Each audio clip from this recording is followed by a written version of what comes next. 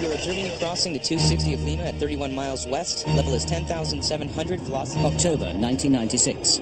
A state-of-the-art passenger jet careens out of control for 30 horrific minutes, then crashes into the Pacific Ocean.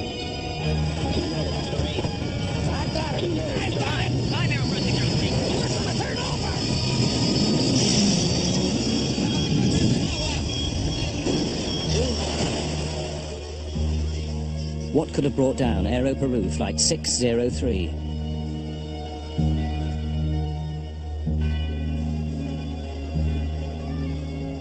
The answer to the mystery may be found in the aircraft's black box flight recorder, a puzzle which investigators must solve.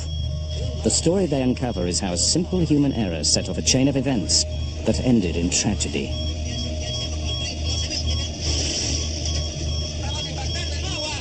2 cents of American money brought down a $75 million aircraft and killed 70 people.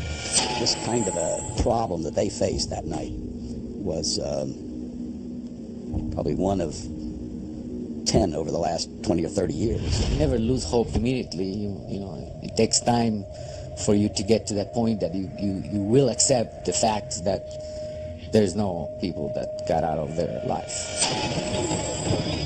We're gonna turn over!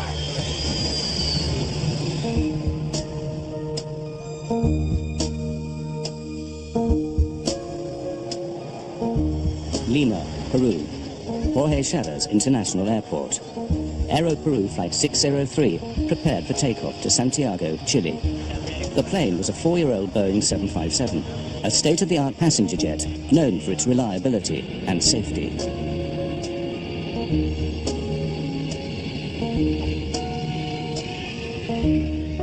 Aeroperú 603 was flown by two of the national airline's best pilots, Captain Eric Schreiber, 58, and First Officer David Fernandez, 42.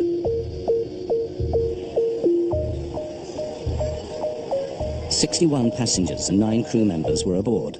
Most were Chileans on their way home. Others were Peruvian, British, Italian, Spanish, 1 New Zealander, and other Latin Americans. Among them, the brother-in-law and close friend of Mexico businessman Monas Albert. Our companies do business in South America. We export, and every so often we will go to see our clients. And on this trip, Kenny and Abraham went to see some clients in Peru and in Chile. I had a very good relationship with both of them. With my brother-in-law, of course, we were like brothers. I love the guy. He married my only sister, so we had a great relationship.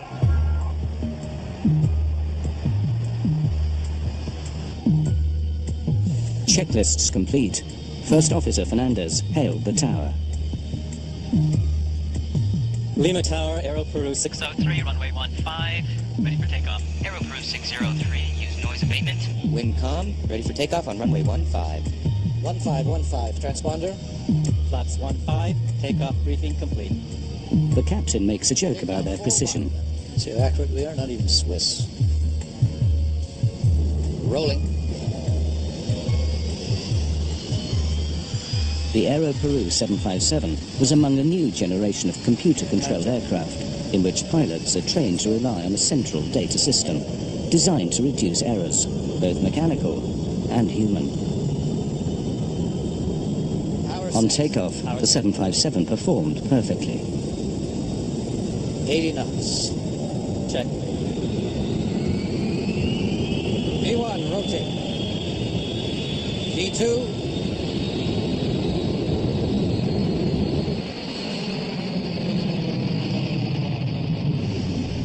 Gear up. Right. Within moments, the pilots received a highly unusual reading. Plus 10. The altimeters are stuck. The altimeter indicates the height of the aircraft off the ground. It read 0, that they were obviously flying. The altimeters have stuck. Yeah. All of them. This is really new. Keep V2 plus 10. The 757 is equipped with 3 altimeters, 1 for pilot, 1 for co-pilot, 1 backup. All 3 were dead. Then they lost another crucial instrument, the airspeed indicator. The speed. Eh? The speed. What's going on? We're not climbing. I am climbing, but the speed. Hold it. Maintain speed. Aeroperú 603 left the lights of Lima, out towards the Pacific Ocean.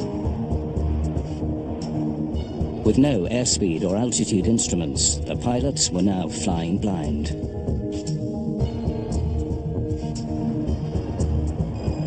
The air traffic controller in Lima maintained contact with the plane, noting its altitude and course.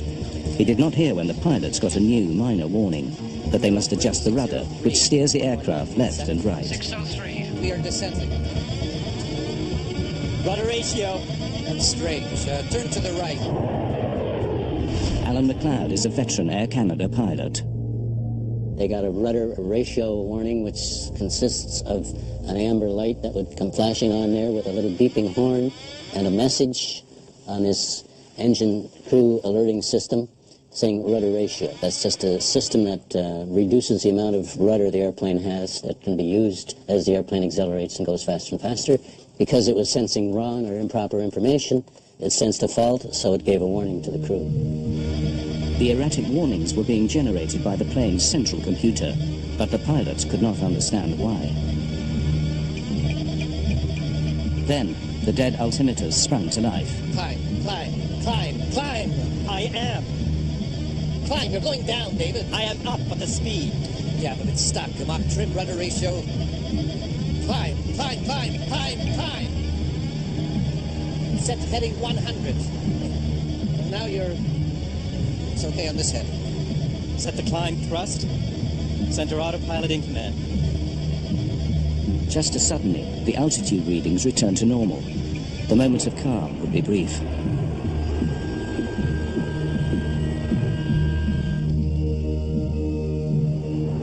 Just 1 minute after takeoff, Captain Schreiber attempted to engage the autopilot to give them time to think. There is no command. The autopilot requires identical data from two of the aircraft's 3 flight control computers. But Schreiber's instrument readings were so different from those of Fernandez, the autopilot disengaged. Then another alert. Mach trim, Mach trim. Mach trim indicates that the plane is not flying in a level position, yet the 757 seemed to be flying normally. Let's go to basic instruments. Everything's going to hell. Mach speed trim is a system that trims the airplane. It changes the angle of the horizontal stabilizer in the back end of the airplane, and that has to be changed as the airplane accelerates to a higher speed. It was getting false indications, so they got a warning that they had an overspeed, which of course they didn't. That warning would consist of, again, the master caution and a master warning, which is a red light associated with an oral warning as well. Despite confusing warnings and no autopilot, the aircraft was controllable.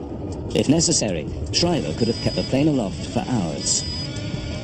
But he decided to land. He instructed his first officer to declare an emergency. We are in an emergency. Aeroperú 603, Lima. We are declaring an emergency. We have no basic instruments, no altimeter, no airspeed indicator. Declaring emergency. Receive altitude?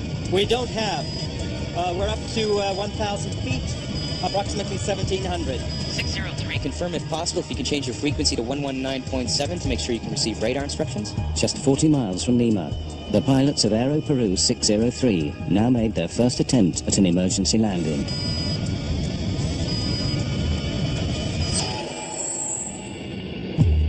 Puzzled by their problems, they began to suspect that the Aeroperú ground crew had tampered with the aircraft.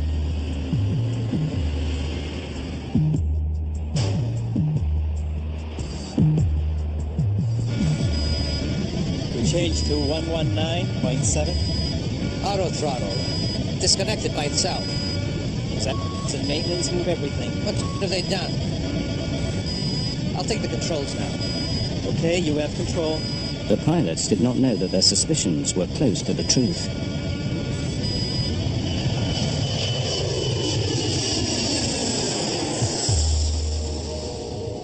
But there was no time to speculate further.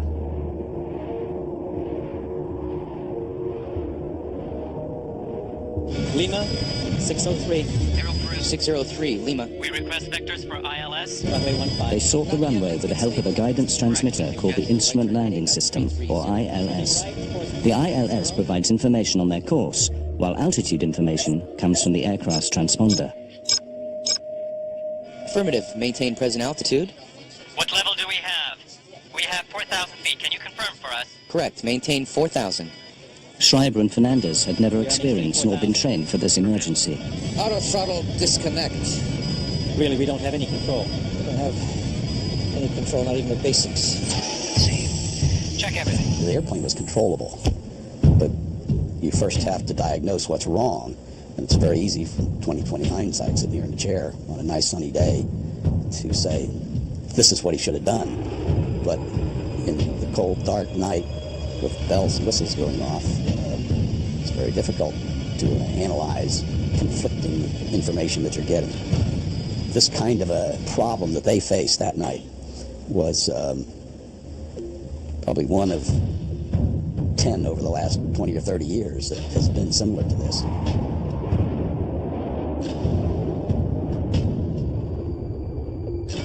Over the dark Pacific Ocean, the pilots could not determine altitude nor speed by sight. They requested that the tower help guide them in. Responding. Airspeed is 0. All speeds. Right. Can you give us the airspeed, please, if you have us on the radar? Yes, affirmative. As of 10 seconds. It seems that you're climbing at level 6,000 at 22 miles south on heading 195. The air traffic controller's computers calculated a correct airspeed by measuring the plane's movement over the ground. Okay, we have that. We're on heading 190, and we have 7,000 feet on the altimeter. Yes, correct. You're now reaching 7,000. But neither the pilots nor the air traffic controller knew that the altitude indicated on the scope was incorrect. It was coming from the plane's erratic computer. The traffic controller would try to help the pilot, but he was receiving the wrong information on altitude. He was receiving a wrong indication from the captain's altimeter. The reason the air traffic control system was transmitting improper altitude readout information to the airplane was because the airplane's altimeter, through the air data computer, would send the indicated altitude that the airplane was experiencing down to the radar unit, and of course it was incorrect. And they would read it off their readout down in the air traffic control center and transmit it back to the pilots, and of course it was incorrect because they were getting incorrect information to begin with. Investigators would later discover that Aeroperú 603 was drifting downward, while the altimeters showed them at a near constant 10,000 feet. The passengers were as yet unaware of the drama unfolding in the cockpit.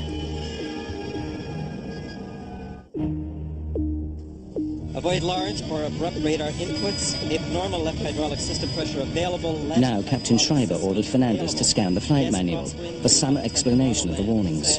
Left hydraulic system available. Yes, crosswind. Do not attempt an auto land. In Lima, the air traffic controller continued to guide Aeroperú 603 back to the ground. Aeroperú 603, we are observing you now at level 9,200. What is your heading now? We're heading level 205. Affirmative. You are turning slowly to the right, correct? No, we are maintaining course and stay away from the coast. With incorrect altitude information being transmitted from the aircraft to the tower, they did not realize that the plane was descending. Your distance is 30 miles. Do you want a heading to proceed to the localizer, correct? Correct. You're going to suggest course north 360. 360. We have problems here reading the instruments. You're going to have to help me with altitudes and airspeeds. If it is possible. Okay, proceed. Let's go. The approach is set. The 757's computer sent critical warnings, information that the pilots were trained to obey, but could not trust. Let's try to make a descent on this heading. It's climbing. The airspeed plummeted to below stall speed, and then raced up again. Let's go down to 10,000 feet. Why does the speed go away so fast? Could it be the real speed? That's what worries me. No, I don't think so. Can you verify our speed, please? 320 is indicated. We have 350, but The engines are on idle, but we keep accelerating and accelerating. Okay, proceed. Nerves were now stretched tight. You can imagine the pilots, they're flying there. They don't have a true indication of the speed. They're obviously trying to fly the airplane and changing the attitude up and down. That in itself will change an indication of airspeed, although it was incorrect. Both pilots were really confused. They didn't know what to do. They didn't know how to act. And they did unhuman efforts to save the aircraft. But I mean, they were really tired and of all the work and all the confusion and all the alarms. Fernandez suggested that they try the speed brakes, used to rapidly slow the aircraft. Extend the speed brakes. For a moment it appeared to be working. Then another warning. All three indicators are fine on speed, fine on overspeed. Overspeed means the plane is flying too fast. The pilots didn't believe it. But if it was right, the 757 could be torn apart.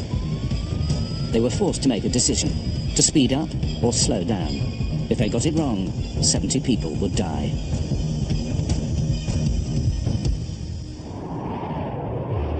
"15 minutes had passed since takeoff. Then the computerized brain of Aeroperú 603 sent another burst of contradictory warnings.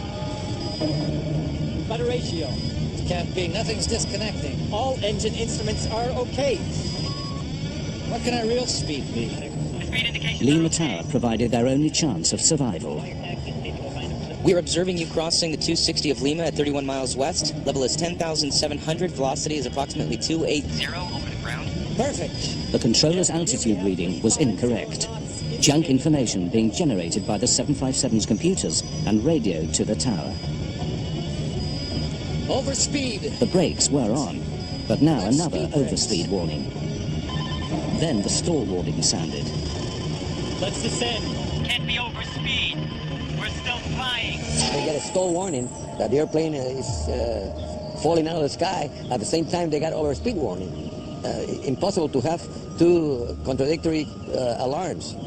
Either you're stalling or either you're having an overspeed. So that created more confusion. Really, this problem has never happened before. It was a new emergency. In aviation, you always figure, well, what's going to kill me? What is the critical thing? Let's take care of that first. And then we'll take care of the other lesser issues later on. When you get stall warning or when you get an overspeed indication, you need to pay attention to those immediately. In this case, they were getting both a stall warning and an overspeed. Well, which is right? First Officer David Fernandez finally realized that the odds were against a safe landing. We request, is there any plane that can take off and rescue us? Acknowledged. Rescue has been alerted. Any plane in the area to guide us? An Aeroperú that may be in the area. Anybody? Oh, don't say anything like that. Yes, because right now we are in a stall. The stick shaker vibrated violently, indicating that the 757 was going too slow and could fall from the sky. Aeroperú 603. We have a 707 that is leaving for Puruel. We will advise him. We're not in a stall. It's a false alarm. Schreiber's airspeed indicator read 350 knots, well above stall speed. No, we have stick shaker. It has to be. But even with speed brakes and everything, we're maintaining 9,500 feet. Why aren't we getting the same reading? When the airplane is slowed up to a point in the air that it can no longer sustain itself in flight, it stalls. The wing stalls or stops flying. There's a warning system built into the airplane that tells the pilots when that's happening, and it's known as a stick shaker, along with a voice warning, which we just heard. When the stick shaker goes off because the airplane is slowed down too much, you get a warning like this, where the control column is shaking and vibrating, along with the voice warning saying that the airplane is stalling, and of course the pilots would go into the aircraft stall recovery procedure at that point. In the battle between man and machine, the deranged 757 was winning. The pilots now had no sense of where they were or how high. They had gradually been descending and were now just 1,000 feet over the sea. Lima Tower, misguided by Aeroperú 603's incorrect transponder, reassured the pilots that they were at 10,000 feet. Aeroperú 603, you are now flying on course 120. We observe you to be at level 10,000. Your speed is approximately 220 and a distance from Lima of 33 miles to the northwest. The 707 will be ready in 15 minutes to fly west to help you. The pilots had to abandon their attempt at landing. The best hope now was that another aircraft could get airborne and guide the 757 back to the airport. To have another aircraft come alongside and formate, or you formate on it, would have been one way of recovering from this abnormal situation. However, we must remember that the flight was at night in darkness. The pilots may or may not have had any formation flying training, but that would have been one way to resolve the problem quite well, actually. terrain. happening? Too low to Now the pilots receive the most terrifying warning of all. It is called the ground proximity alarm, meaning a collision with the Earth is imminent. Still, the tower told them they were at 10,000 feet. Plus course of 300. We have the terrain alarm and we're supposed to be at 10,000 feet. According to the monitor, you have 105. There is no checklist for if you have these 7 or 8 warnings going off, which they did, and they couldn't shut them off. It's a very rattling experience. I could play that tape for you, and you hear those things: whoop whoop, pull up, terrain, and all of these things going off, and the stick shaker. It's a very unnerving environment. All the computers are going crazy here. Schreiber turned the aircraft toward the sea, away from a possible collision with a mountain or skyscraper. Despite the erroneous warnings, the terrain alarm was correct. There's a system on board the aircraft called the ground proximity warning system, and it senses a rate of descent in the airplane. The irony of the situation was they were getting warnings from that saying too low, terrain, too low. That probably, in all probability, was a true warning. But because they'd been subjected to so many warnings and ongoing false warnings, horns, bells, and whistles, that they didn't really, I don't think, react to that too seriously. The air traffic controller noted Aeroperú's new course, away from Lima. Aeroperú 603. We observe you indicating left turn to the west. I don't understand you. We observe you turning to the left, circling to the west. Affirmative, we are heading 250, but we are going out towards sea because of the low terrain alarm. The tower confirmed that the 757 had turned away from the airport, out toward the open Pacific. Yes, affirmative. We observe you 42 miles, flying to the west, course 250. We are over water, aren't we? Affirmative. Over the water. You are 42 miles to the west. Now in darkness and heavy haze, the pilots had another problem with their speed. Are we going down now? We have 370 knots. Are we descending now? You're showing the same speed. You have 200 knots Speed approximately. Speed 200 knots. 220 ground speed, reducing speed slightly. The pilots were stunned. 200 knots was precariously close to a stall speed. Yeah, we're going to stall right now. Let's go up. Let's see. Let's go up here. The two men struggled with a deadly situation. A computer that warns them of flying too fast, too slow, and too low all at once.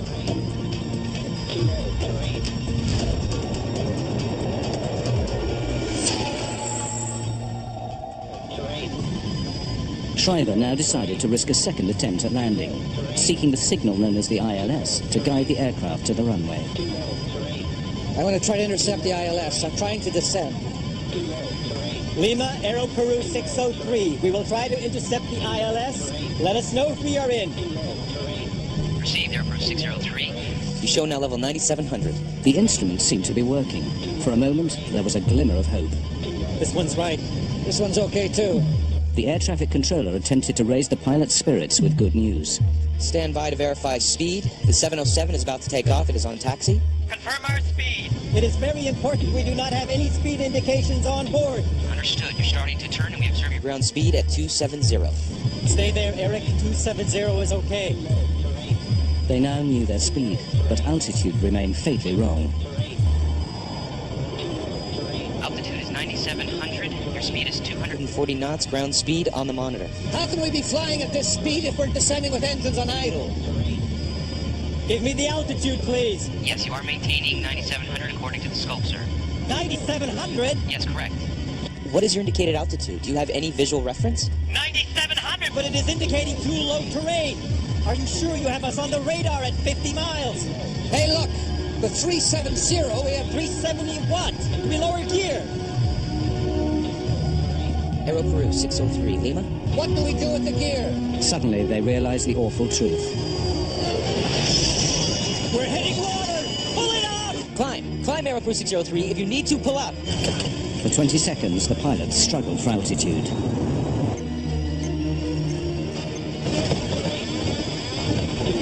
I've got it! I've got it! We're gonna turn over!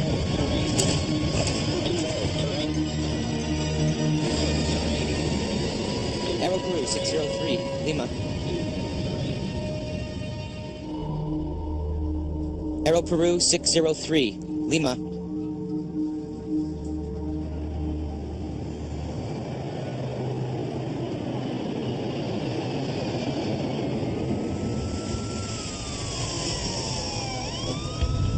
the next morning, Mexico businessman Monas Albert learned that an Aeroperú flight had crashed. 5 minutes after takeoff, the crew informed the tower that they were having an emergency and they requested clearance to return to Lima.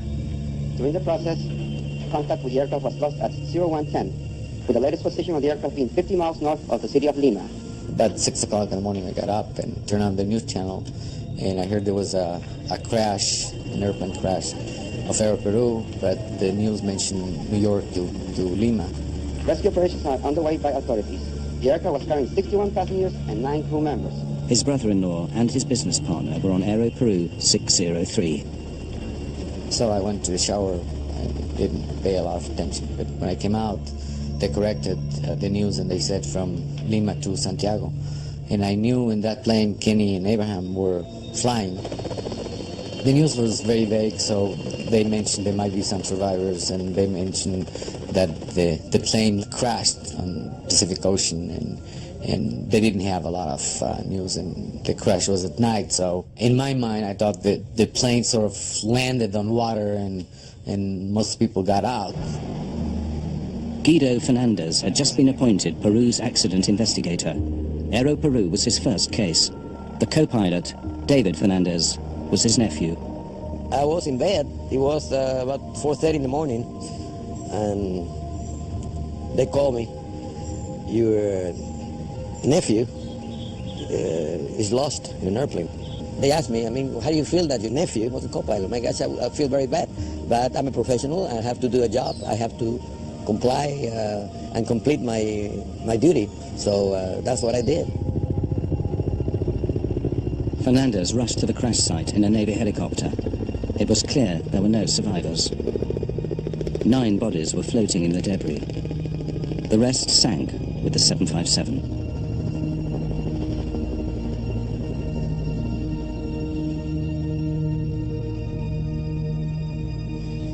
Fernandez met with the air traffic controller at Lima Tower. His account was baffling. Well, the controller really didn't know. He was just trying to help. So he did all he could to help him. But unfortunately, for him, it was a new emergency too.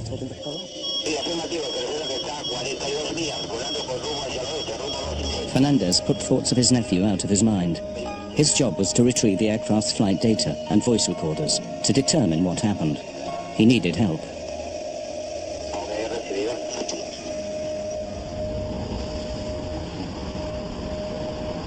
Fernandez contacted the National Transportation Safety Board in Washington, D.C., the world's leading agency for air accident investigation. They had found the aircraft. It was pretty well documented by radar. The Navy, the Peruvian Navy, had gotten a fix on the flotsam and the wreckage in the ocean. And the only thing left to do was find it on the bottom of the ocean, which they did not have the facilities for. Rodriguez flew to Lima to join Guido Fernandez's effort to find answers. I found out that his nephew was the first officer. I suggested that perhaps they should consider removing Captain Fernandez from the investigation because of emotional involvement and what have you. The American investigator's concerns soon vanished. He was very objective, I would say an excellent investigator, considering that it was, and not a distant nephew, it was his very close relative. He did an outstanding job.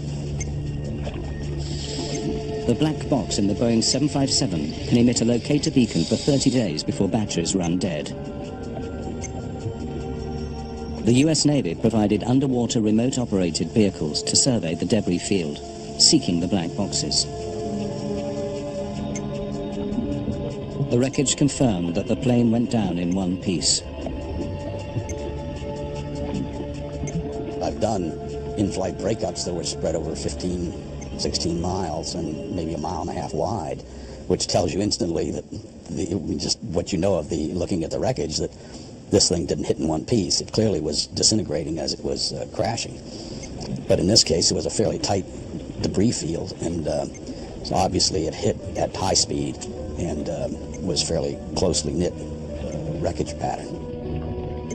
The data recorders were retrieved from the 757. Brought to the surface, the boxes were placed in coolers full of fresh water to keep them from oxidizing. They were taken back to Washington for analysis at the NTSB. The cockpit recorder could offer the evidence investigators sought. Every word spoken by pilots Schreiber and Fernandez, and every unnerving alarm, was recorded on audio tape. The recorded voices were faint, sometimes hard to make out, but the chaos in the cockpit rang through with chilling clarity.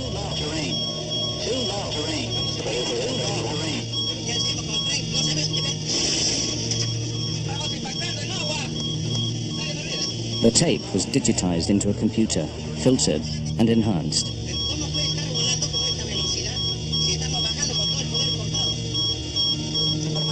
Now investigators had the clue they'd been looking for.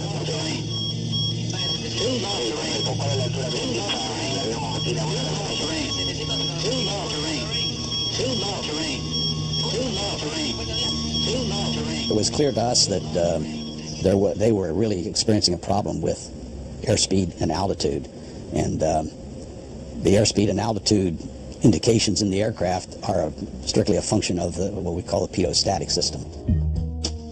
The pitot-static system is found on all aircraft, large or small. External ports measure outside air pressure to provide data on altitude and speed. If these ports are blocked, the plane's computers receive false data and generate false warnings.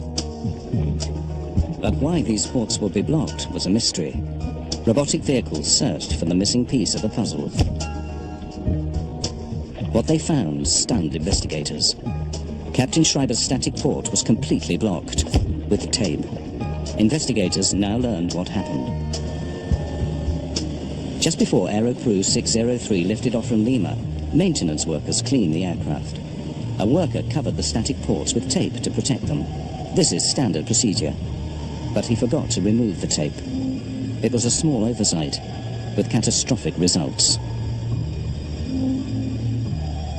The taping was never removed, and when the airplane departed and started to fly, nothing but trapped static sea level air pressure was sensed by those instruments. And as a matter of fact, the airplane was climbing up in thinner air, and the information presented on the instruments and to the air data computer was false, which generated just totally non-normal readings.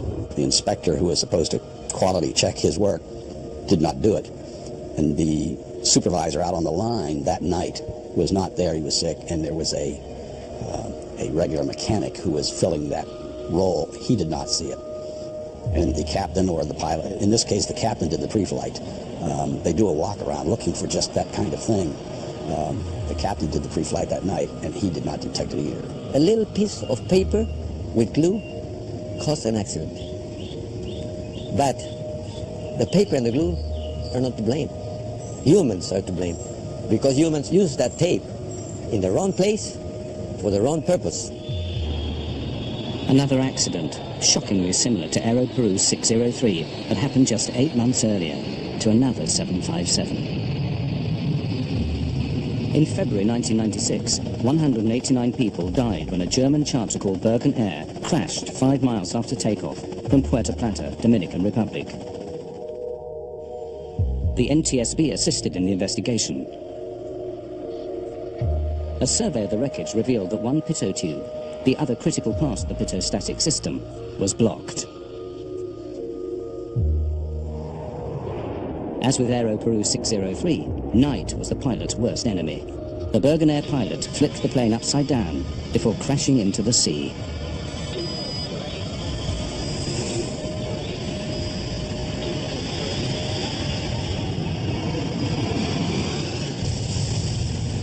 The Bergen accident clearly pointed out already that a crew will get confused by these cryptic advisories, rudder ratio, Mach airspeed trim, and not getting a clear indication what the underlying problem is, which is a problem with the air data computer or anything which comes behind it, the pitot tube or the static port. These were facts which were well known to the manufacturer, and so it happened again. 3 months after the Bergen Air crash, bulletins were issued to all airline carriers about the pitot-static problems. But Aeroperú had not yet implemented the changes. the bulletins and the, let's call it the fruits of the Dominican Republic investigation of Bergen Air had not yet reached Aeroperú at the time this accident occurred. The Peruvian government very correctly made a point of that in their report on the accident, saying that they should have given more impetus to those recommendations to get them out to the industry quicker. Well, it's very unfortunate, but it comes back to the fact that communication in aviation is sometimes deficient. There is not that high level of exchange of information between different operators, as they're all competitors. They do not exchange certain information, and specifically not the one which is safety related. And that's definitely the case in the Aeroperú accident. 9,700, but it is indicating too low terrain. Even if Schreiber and Fernandez had known about Bergen Air, it may not have helped them survive, given the high pressure of their situation. It's easy to sit here in the 757 cockpit and play the Monday morning quarterback. Having heard the bells and the overspeed warnings, the ground proximity warning, the stall warning, it was very easy to do that and sit here and say what I would have done being an experienced pilot. But to put yourself into the position of those two pilots that night, they were in an extremely difficult situation to fly that airplane and recover from that experience. 2 weeks after the crash, Monas Albert joined dozens of grieving families, seeking the remains of his brother-in-law and friend. He finally identified them in a Lima morgue. I wanted to find them. I really wanted to find them. And one part of me didn't want to find them because there was this fantasy that if I don't find them, maybe they're in an island with a drink and looking at some girls dancing. I can close the chapter. I can go and take him and have him buried, and there'll be a place for the family to go and put some flowers once in a while and say, okay, my brother-in-law is here, or my dad is here, or my husband is here. Now that investigators had the answer to the mysterious loss of Aeroperú 603, the lawsuits began.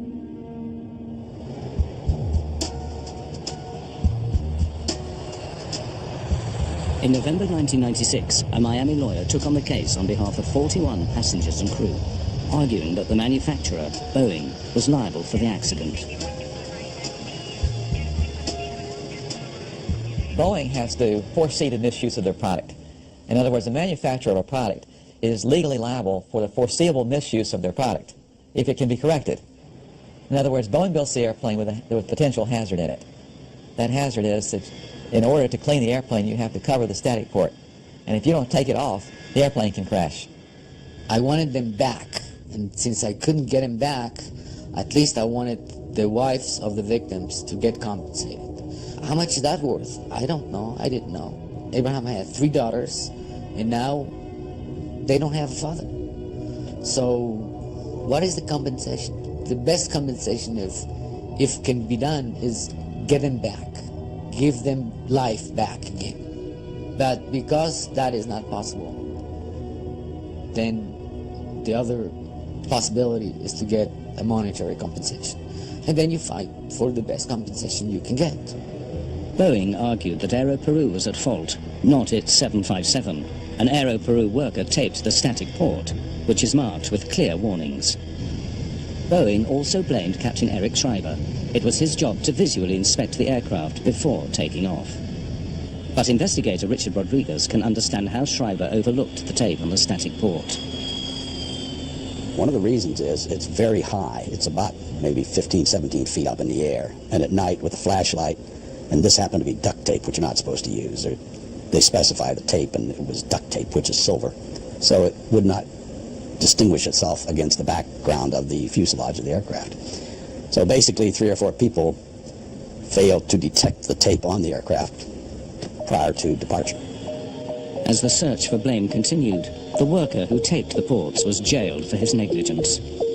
Lawyers, you know, sometimes they confuse matters, and they send a guy and ask people questions, and ask these questions, and the one that stuck the tape was the painter, was the lowest cultured, and the one that knew less about what could happen.